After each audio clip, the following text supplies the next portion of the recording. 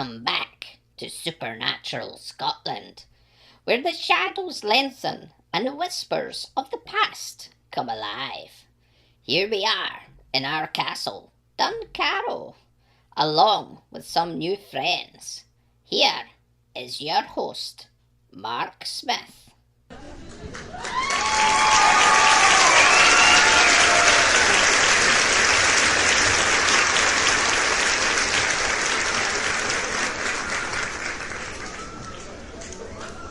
Well, it's 2025 and the festive period has come to an end like a whirlwind. I hope you have all had a great time and I wish you the best in this new year. Who knows what 2025 holds for us all? Supernatural Scotland is something that came to me one day when I was considering what my next project would be. And I thought, why not put together the mysterious and beautiful Scotland and the paranormal stories? I have some videos on YouTube to view as well as the previous episodes of the podcast, so why not check them out? Today, we delve into the chilling history of Leith Hall, a haunted country estate steeped in intrigue and tragedy.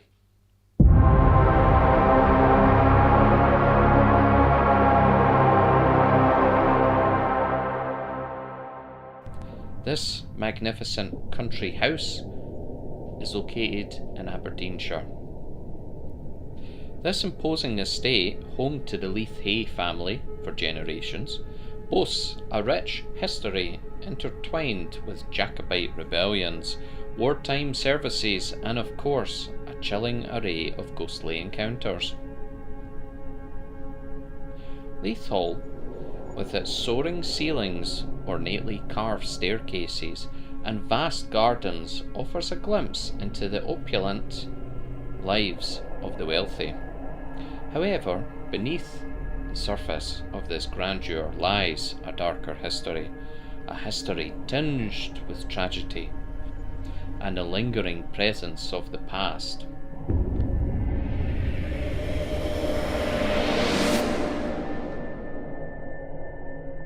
Leith Hall has existed since 1650 and has survived through some very interesting history.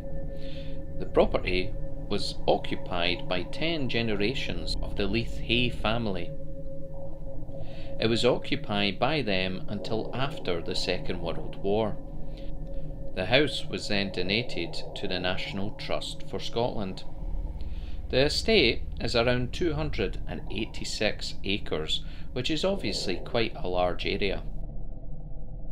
As with a lot of these estates, it has some beautiful gardens to visit also. Extensions were made to the property in 1738, 1810 and 1904. The grounds already had a history, as it was previously the site of the medieval Peel Castle. After the Battle of Culloden, 1746, Andrew Hay of Rannes hid at Leith Hall. Andrew Hay had fought for Bonnie Prince Charlie. He was eventually able to escape to France. It was not until 1780 King George pardoned him. The Jacobite pardon is still at Leith Hall, in the historic wing, and is considered the only surviving pardon document. As with many of the large estates, it became a makeshift hospital during the First World War. It housed over 500 patients returning from war with injuries while fighting in Belgium. The Leiths were proud Jacobites and saw action in many wars like the Crimea, the Indian Mutiny and the Peninsular Wars. Colonel Alexander Sebastian, Leith Hay, took part in these and lived between 1818 and 1900. His portrait is still hung at the Leith Hall. He was awarded many medals for bravery and service to his country during this time. The upper floor of the hall now contains lots of artefacts from the wars, such as weapons, medals and uniforms. Oh, sorry, we have a visitor. Who is it?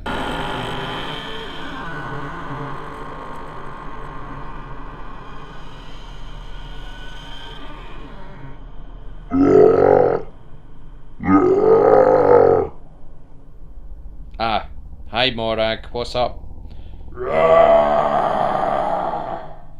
Morag, I'm busy right now. I'm doing the podcast. You'll just need to ask old Agnes for some help.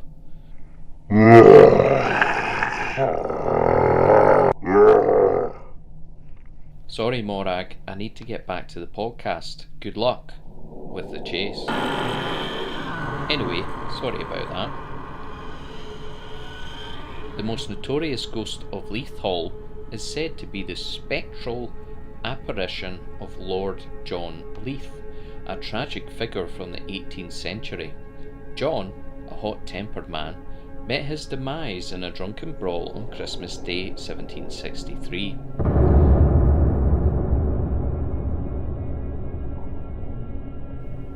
Shot in the head during a heated argument, he lingered for days before succumbing to his wounds.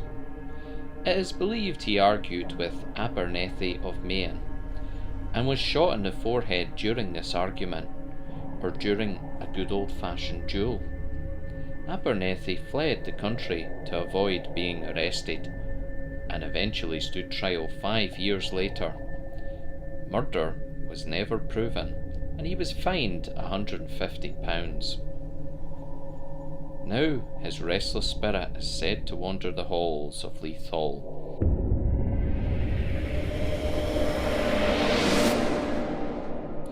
Witnesses describe a towering figure, his face obscured by a blood-soaked bandage, moaning in anguish. Elizabeth Bird, a renowned novelist who resided at Leith Hall, claimed to have encountered this spectral figure firsthand. It was as if a real man stood before me, she wrote. He seemed to want to communicate, to reveal something, but it was terrifying. A chilling presence. He stood there, his eyes, though covered, seemed to bore into me, and then with a guttural moan he stepped back and vanished into the shadows. Elizabeth Bird's experiences went beyond the Laird's ghost.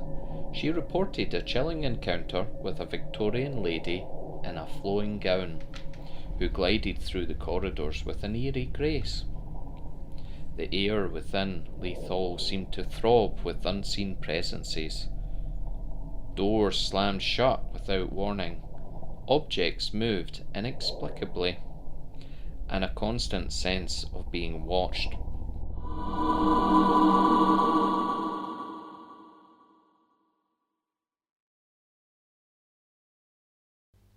Leaving the chilling atmosphere of Leith Hall, we journey to Castle Fraser, another Aberdeenshire gem, steeped in history and haunted by the whispers of the past.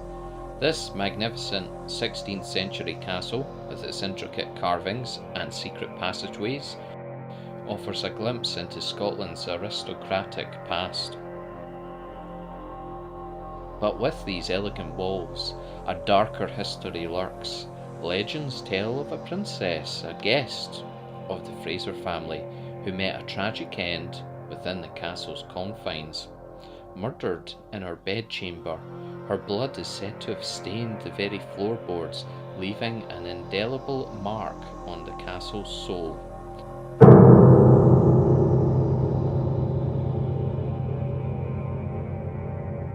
Today, her spectral presence is said to haunt the green room, her icy gaze seemingly following visitors as they explore the opulent chambers.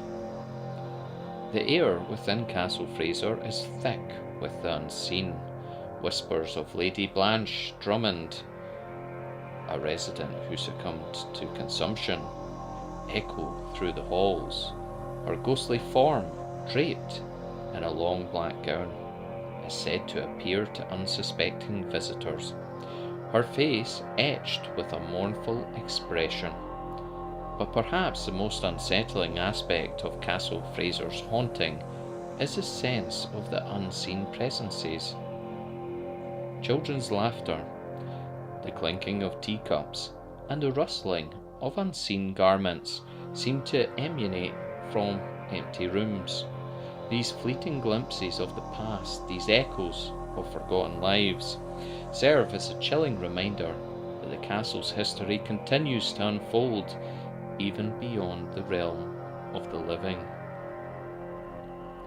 Our final stop on this journey into the unknown takes us to the legend of the Brahan Seer, a reclusive figure with an uncanny ability to foresee the future. Our very own Angus, the laird of this castle and a ghost, will tell you all about it. Aye, hello there. How you doing today? Well, here goes.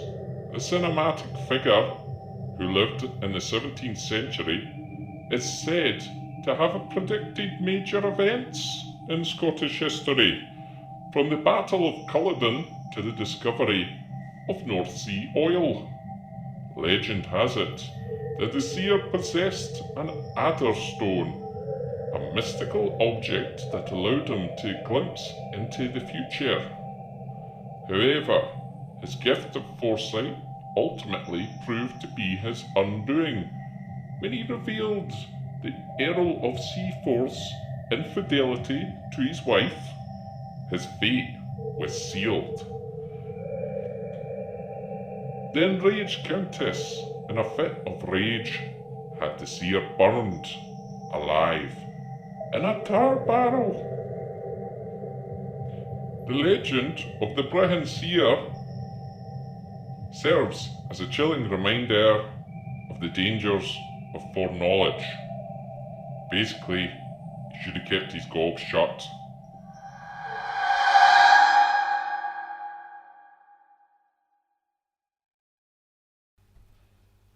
Well, thanks for that, Angus.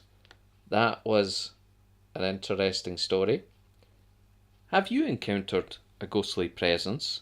Share your own spooky tales with us on social media, and join us next time as we delve into the chilling history of Duntroon Castle, the Edinburgh Vaults, and Fingal's Cave.